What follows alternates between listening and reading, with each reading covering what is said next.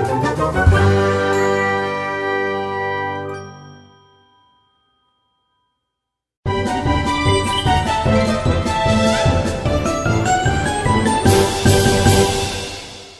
been waiting a long time for this. 5. It's about time. The batteries on these tanks will not wait while you play with these idiotic mercs. All right then, let's get moving. We got a long road ahead of us. 3. My partner and I are very fond of cards, poker in particular. 2. You win. This time, baby. 1. Captain Rex, have those coordinates mapped, and all troops ready to move out immediately. 0. Ladies and gentlemen, Dave Fennoy. Hi, I'm God. Welcome to the show, Dave. What we did is we got a bunch of questions from our listeners, and they gave us a list. We have some that we can add in for surprises, and then we got that list, scrambled it all up, and we're going to see what comes out of the randomizer for questions, and we'll see as many as we can cover in the time now, is we that have. randomizer 3.0 or 4.1? Random.org. It's the randomizer. That's, it makes a difference. It does. We're going to the cheaper version. Figured that. So, the first question that came out is, so you've done lots of cartoons, video games and cartoons. You've done lots of voices in them through an extended period of time. Do you feel that the impact of cartoons has become more positive or negative than when you began doing voice work? Neither.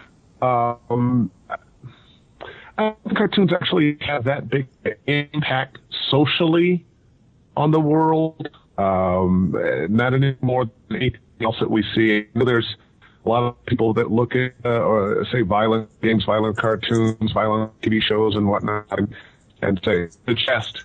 Yeah, that's why there's so much violence in the world. But read a history book and you'll find there has been violence for thousands of years, without television history book or television games or whatever. So I just don't buy it. That any cartoon or any TV show is the cause of violence. They give you some ideas on how to commit some violence, but unfortunately, man has been killing other men, hurting other men for ages. And the idea is that the cartoon shows usually give you are far too expensive to ever be able to, operate in real life anyway. Well, if like with the Roadrunner, if you actually could find an Acme company to buy those wonderful products that Wile E. Coyote was trying to use, well, maybe. Yeah, that's true. Or you can go, I grew up watching Batman the Animated Series, which, does have lots of violence in it, but I'm not Batman. I can't afford Batman. Well, there you have it. So we'll go with the next question is, you were a voice in Star Wars The Clone Wars Season 4, in probably one of the most impressive arcs in that season, that did a lot story-wise. So what was it like to voice a Jedi like Krell? It was an absolute joy. Playing the bad guy is always a lot of fun, especially when you're not sure the bad guy is the bad guy. You start off thinking that he's the good guy who just happens to be kind of vicious and a jerk, and come to discover that your instincts were correct. He is evil. And as I recall in the final episode, I counted at least 42 clones downed. Oh, in my final battle? Yeah. I was one badass, that's for sure. 42 is a lot. That's a lot. But I did have 4 arms. So that's true. And 4 lightsaber blades. It's like 10.2 per arm. That is true. And then, they didn't take you out like a punk. They, had to shoot you in the back. It was insulting the way they took out Krell. I was in mid-beach and I had some good stuff to say and Well, it could have been worse. They could have had that plant eat you. Well, that would have been a better way to go, though. Then I could have added the voice work.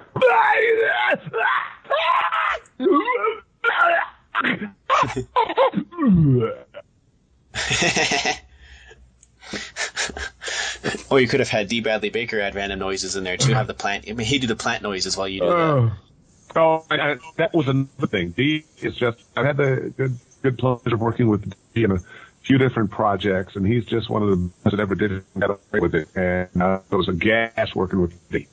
We just talked about Krell and working with D. Bradley Baker and so on. So now we're going to switch to another franchise that you worked on. Mm-hmm. You worked with Transformers. Yeah. The video game Transformers, and was it a cartoon as well, or just a video game? Just a video game. Okay, so you worked with the good Transformers with actual storyline and plot, other than screaming and random females. Yeah, but that that was one of the things that happens with games is you are working by yourself. You have a bunch of lines.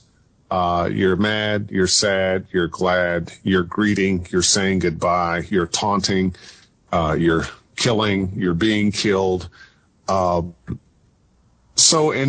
With most games, that's what you've got. So you'll have a series of 50, 100, 200 lines, whatever it is, in those categories, and you don't really get to interact with any other actors.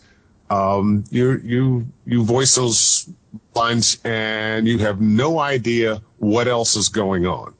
So I didn't know what it would look like, sound like, any of that until the game came out. You were able to, go on YouTube or play the game and see it. Now, once I saw it, it's like, oh, cool, very cool. All right, this is working. You often don't have any idea while you're actually doing the game. So, as a Transformer, voice in Transformers, what was your favorite Transformer probably before you did the role and after working with the game? Megatron. Yes, Megatron. Proof. But you know what? I'm a little older than the Transformer age.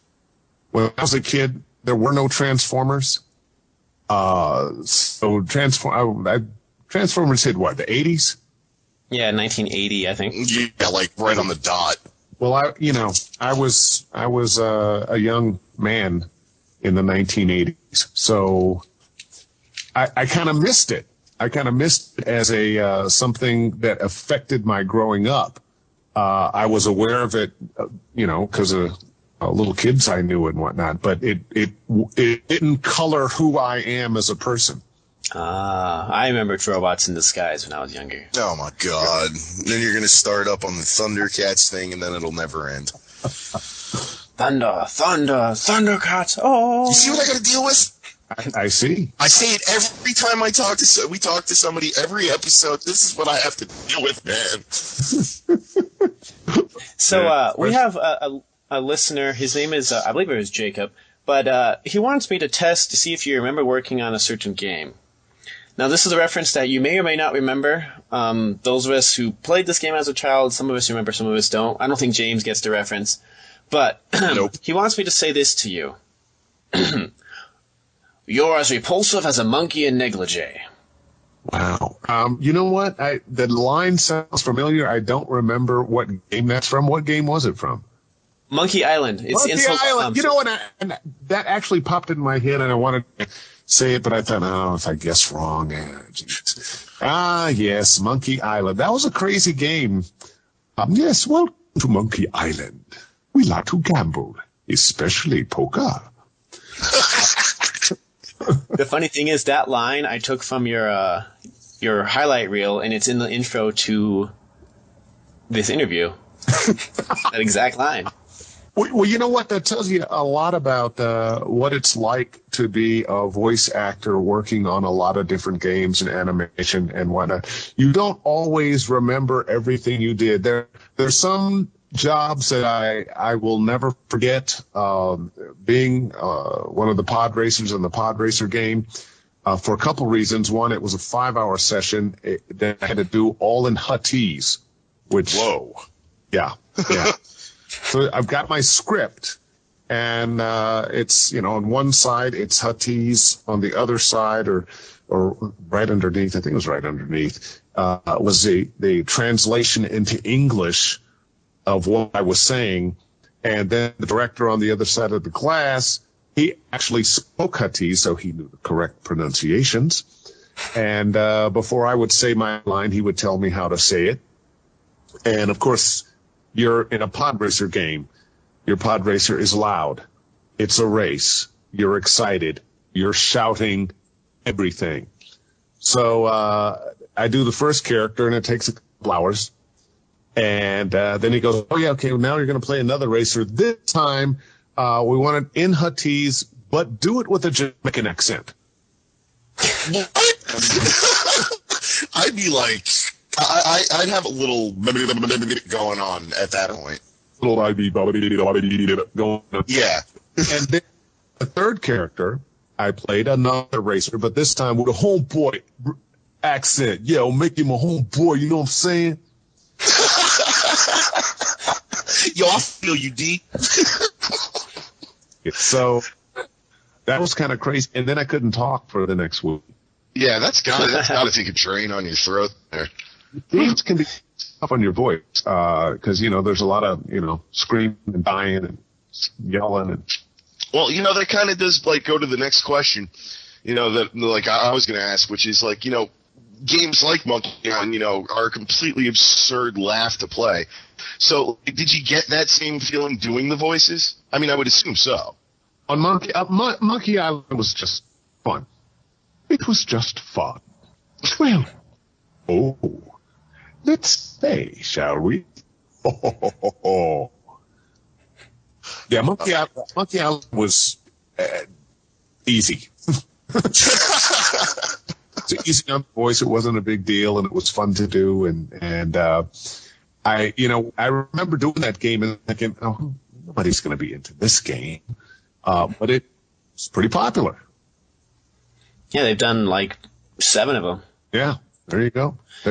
So you were saying how Monkey Island was easy. What's an example of, other than, you said pod racing because there was a long session, what's an example of a hard game to voice, just the way, because the way the lines are, the way the voice has to be? I don't know if you know the game Dota.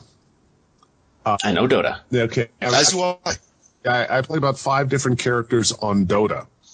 And I'm Huskar, I'm Venomancer, I'm the two-headed dragon, I forget its name. I'm a Bat Rider, couple other characters that, one, because you're doing so many characters, it's tough. And a lot of lines and a lot of shouting. That can be really tough on your voice, and to make each and every one of those characters distinctly different voices. That can be tough. So was there any voice that you had a really hard time doing because or any stories you have of when your voice just wasn't there that day and you had to still make a voice out of it? Not on any games. There have been some times that usually, I don't know why, but when I get narrations, and it's probably after having done a game and getting my voice all hacked up, and then I'm supposed to be able to narrate some scientific something and say big words and have people understand me and think of me as erudite. And I all of a sudden I'm sounding more like this. And Maybe you should do the Hulu voice. Oh, man. Yeah, there you go. It's all of a sudden, my voice is so... I can see it now, too. Oh, my God, I'm starting to sound like an old Jewish lady. I can't keep this up. Lady that's been smoking a lot. Honey, come here. Yeah. Exactly what I was thinking. Oh my goodness.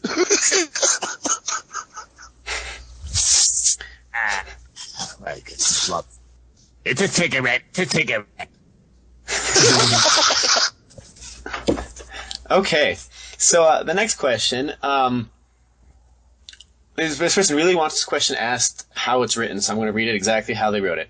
It says, how does it make you feel to evolve in your career as a voice actor to go from small parts of being additional voices to landing more and more central characters such as Jed from Fallout New Vegas, Krell from Clone Wars, and then back to additional voices? How do you make each recording have its own digital heartbeat to make it different? Well, I'm an actor. And sometimes, you're doing it for a couple of reasons. One, because you love acting, and 2, because you need a paycheck. And oddly enough, you don't get paid necessarily more for a bigger role than you do for some of the smaller roles. lately I have to say I just lied because I'm getting paid more for some of the roles I'm doing, but Walking Dead. most voice actors, you play a big role, you play a small role, you love it. It doesn't matter. Wow. That's a hard question to answer. I love working, and I'm not insulted by playing smaller roles. Oftentimes, they're a smaller role, but an important role. Not as many lines, but pivotal lines.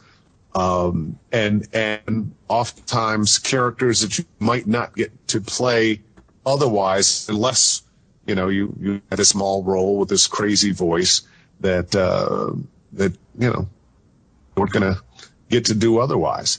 So, I mean, it's fabulous that I get to be Lee Everett in The Walking Dead. Big game, just out, couple more episodes to go, and more voiceover work on any game than I've ever done before. But I think that's true of all the actors just because of the nature of that game.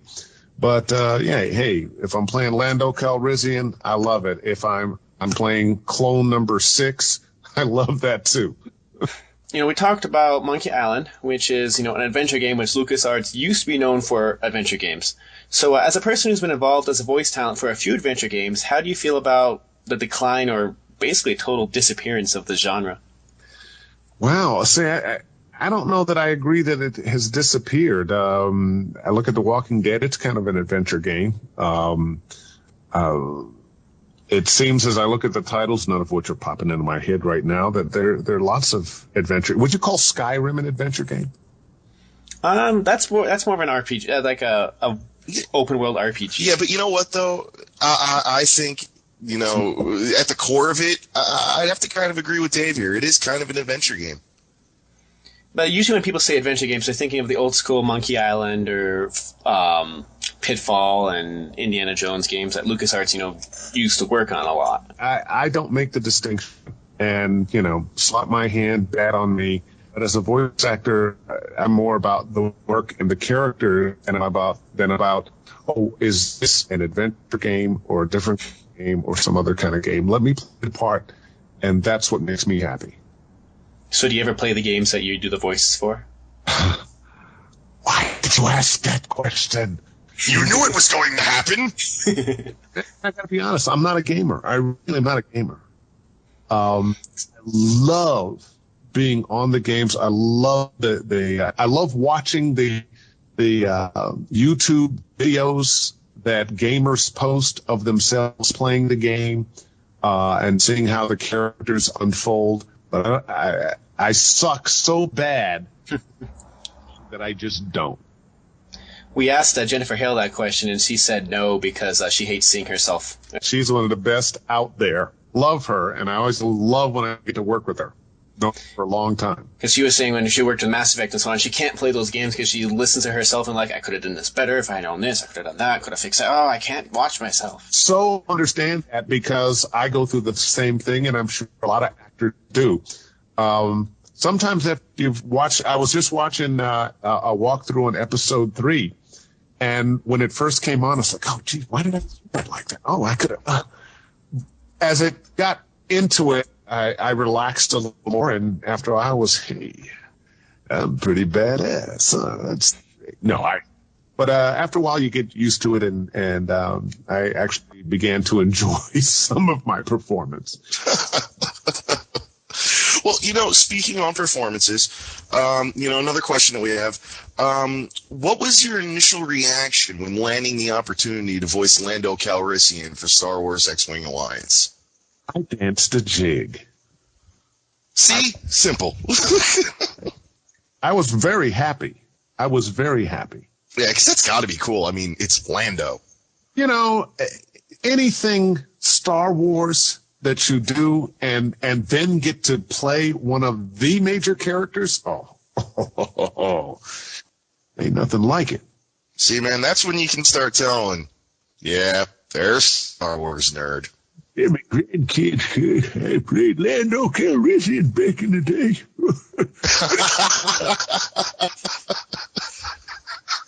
Oh, I apologize. It's just too funny to me. So, you talked about working with Star Wars and so on. So, do you have any more plans to do voice work for Star Wars or the Clone Wars?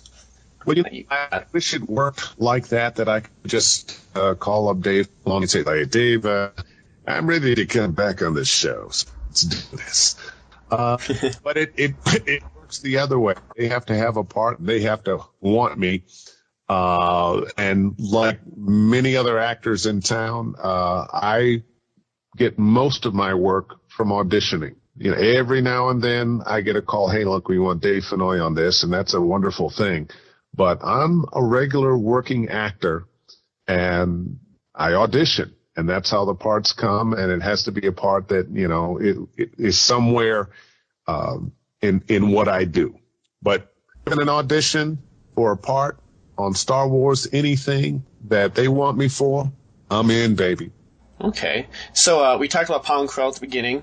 So what can you tell us about the process of creating a voice for Pong Krell, or we can even say another one that people, at least our listeners really like, is Okeer from Mass Effect 2. Oh, yeah. So what was like creating those voices? From Effect 2. Well, once again, I go back to I'm an actor. And you get a description of who this character is and what they do, what their motivations are, and you create a voice based on that. I mean, that really is the simple answer. Sometimes, most of the time, actually, you have a picture of what that character looks like, and that helps inform you. But is it a good guy? Is it a bad guy? How does this character feel about others? Is he empathetic, sympathetic, or is he uncaring? All of that. Those are the things that go into developing that whatever voice it is. It does make sense to me. I mean, at least. There really is no magic to it other than you have a description of who that character is and what their motivation is, like I said, and you create a voice that conveys that, or hopefully conveys that. So have you ever had like a voice in your mind that you created that you wanted to do, that you went in there and the director said, no, you gotta do the other end of the spectrum? Unfortunately, yes. I've been on a lot of cartoons, and a lot of times you're playing multiple characters on a cartoon, and the director will, on the other side of the glass, just point at you and go, yeah, I need you to do this character that's A, B, C, and D, and you come up with something, and that's not quite it. Try something else. No, try something else. No, try something else. And then the worst thing is that, that's okay. And she looks over and says, D, can you come up with something? And he does on his first try, and you're pissed. Yeah, I would assume that would just kind of, yeah, that would probably tick me off too. It shatters your ego, man. Oh, it's okay, man. I know that feeling, bro. Come here. I give you a hug. I've been to where some other actor has been asked to do this, that, and the other. They didn't come up with something they like.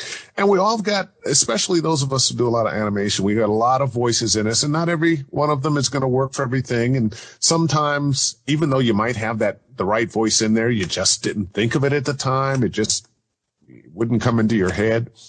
But there's lots of talented people, and I think after a while you learn, this character wasn't for me, but I'm playing lots of other great characters, so screw it. Well, going on that note of screw it, gotta ask you, this is a little bit veering away from the topics we've been on, but we gotta ask, do you have your own survival plan for the zombie apocalypse? Well, yeah, I got some vampire blood in the refrigerator, and I'll drink that. And of course, vampires are the undead, so there's nothing zombie would be able to do to me then. Man, why didn't I think of that? We have been outdone by the actor. Because, we've been outdone. I know, no, we have. Why didn't I think of that? Because, with me, I've got my trusty, handy-dandy, all-purpose shovel. And if you're going to survive the zombie apocalypse, in my opinion, as a human, you need a good shovel. Shovel is probably the best thing because you can, dig holes and chop off heads with it. And if you clean it, you can even cook on it. I also think a good lightsaber. You know, you reach into your Star Wars bag of tricks, grab your lightsaber, because you can just, you know, cut their heads off. Like, I thought of another good thing would be, you know, make a couple of zombies your slaves. Chop off their arms, cut off the bottoms of their mouths, chain them up, and you know, then that way they can only walk around with you, can't hurt you. You know. Interesting. Like, honestly, the other person we asked earlier today, we asked a cast member from Doctor Who, and his response involved getting a ninja sword and going down in a blaze of awesome glory. Or that he'd have a Cyberman with him. But then he came up with a whole... I don't know if you watched Doctor Who, but he was talking about how he'd have his pet Cyberman, and his Cyberman would suddenly, you know, start turning zombies into Cybermen, and it'd be the zombie Cyberman apocalypse, which would be horrible, and just terrified him. Not even the Daleks could withstand that. My would be, forget going down in a blaze of glory. I'm surviving. See, man, and that's why we need more people like Dave. They get it. None of this blaze of glory, honor, awesome. No, I want to live, man. I'm going to survive. Yes, I'm with Dave on this one, Joe. Okay, so we talked a little about the zombie apocalypse. Now, the last question from our listeners. So how do you feel about getting to be a voice in a lot of shows that were and are the building blocks for a lot of children? How can I not love it? You know, one of the best things in the world is to become part of some iconic franchise, to do Star Wars things, to be working on something like The Walking Dead, which is a big project right now. The episode 3 just came out. It's getting rave reviews for all the voice work, and that's not just me, but all the other great actors in it. That's what you want in a career, is to be a part of things that touch the lives of millions, that become important to millions of people, that are part of their lives, things that they're going to remember for a lifetime. That is kind of a way for you to be immortal in a way. So it's wonderful beyond words. Okay. So I guess one last question from me, and then we'll do one from James, and then we'll wrap things up. But so last question for me is, do you have if you could play any voice that you've ever seen in a cartoon or heard of, what's a dream voice that you'd love to be able to do if you ever had the opportunity? Like a character that's been done, or you'd like to be able to have an opportunity to work with? Well, I'd love to come back. I wish they could resurrect Pong Krell and do him forever in Star Wars. I would love to do Lando Calrissian in any other Star Wars thing. You know, that's an interesting question. There's a lot of characters that I would like to play, or characters I've played before. I love, like, Gabriel Tosh on StarCraft that I do. Would love to be able to continue doing that. But more than looking back at characters I've done or characters that have been around, I'm looking forward to playing characters that will become iconic. And I don't know what characters those are, but I look forward in my career. I'm happy to talk about things that have been done, but I'm a very forward-looking person, and I think my best work is yet to come. So I have to ask before I let James talk. You know, you talked about Gabriel Tosh. Did you know how the scene where if you choose, you know, not to go with Tosh, and they have the whole voodoo doll, and Nova takes out Tosh in that game? Mm-hmm. Did you know how that scene would work out when you were recording it, or did you have to see the video later and go, "Oh, he's controlling people and having fun with it"? See it later. Did you like how it turned out? Because I thought it was the most hilarious part of the whole game. Yeah. But once again, as with most video games, you're not doing them ensemble. You're doing them as an individual. You have a list of lines and what your, you know, once again, your greetings, your goodbyes, you're mad, you're glad, you're sad, you're taunting, you're this, you're that, you're the other. And you do the lines, and you don't hear anybody else. You don't know exactly who you're talking to necessarily. and then they put it all together, and you go, oh wow, well, it does work, amazing. So no, I had no idea, but the only thing I knew about the character was he wasn't necessarily a good guy, although he was hanging with the hero. But he could turn on the hero at any time, abandon the hero at any time, or help the hero at any time. So he was kind of ambiguous and great character to play. Okay. Which is always cool, you know. But, moving along on that, on kind of that vein of like characters to play and all that, I'm actually kind of curious. You know, we were talking before about like, sometimes you get a voice in your head and, you want to kind of apply that voice, or they say, maybe try it like this, or, and then like other times where you think about a voice that you've done, or you hear it and you go, I wonder if maybe I could have done that differently. On that, like, is there any one specific character, or voice that you've done where, like, you really, really feel like, I wish I could have done that differently, like, looking back on it? Not so much the ones I've actually worked on. The auditions I didn't get, though, yeah, definitely. I think one of the things you have to do, and I know exactly what Jennifer Hale was talking about, and sometimes listening to yourself, you go, oh, geez, really? Why do they hire me? But I have learned acceptance, and I work enough, so I must be doing something right. And I've gotten used to hearing my voice now, so I'm okay with it. And I know it sounds really weird to hear that actors may not always like their performances. I have let that go, and I am happy for the work I've done. I enjoy the work I've done, and I'm just looking forward to new work.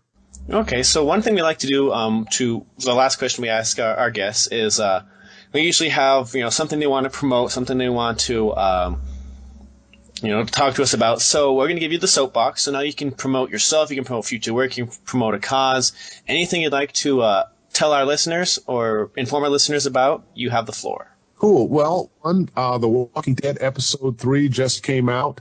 Rave reviews. If you haven't played it, you should get it and play it. It's one of the top games right now. Also, coming up this fall, I don't have a date exactly. I think it's going to be October or November. It's not a game, actually. It's a graphic novel. It will be the biggest graphic novel you've ever seen. It's called Anomaly. And I play several of the main characters in Anomaly. It's a huge book, and it comes with an iPad, iPhone app, and it'll probably work on some of the Android phones as well, where you open the book and you get that app and you look at the book through the app and the characters come to life.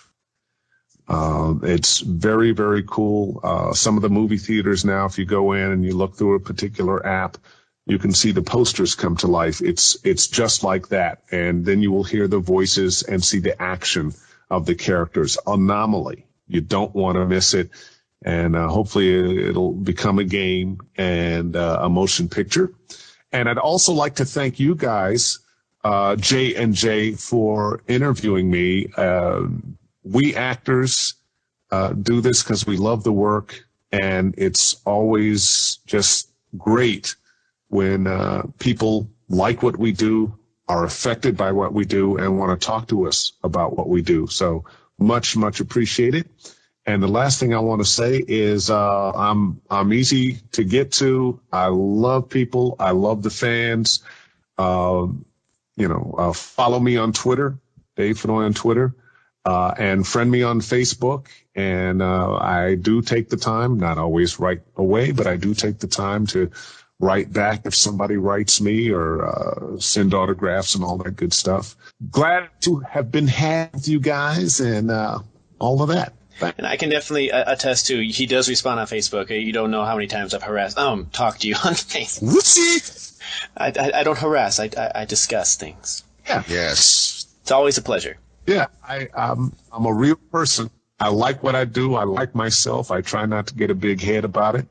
And I like the fans and like people. So, when people are interested in me, that's a good thing.